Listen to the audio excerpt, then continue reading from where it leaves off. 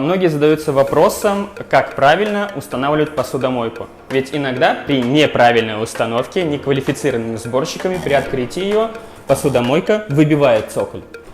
Первый вариант, самый распространенный, это утопить ножки вместе с цоколем под кухню. Второй вариант, более сложный, но красивый, как сделали мы, это фигурный выпил под посудомойкой.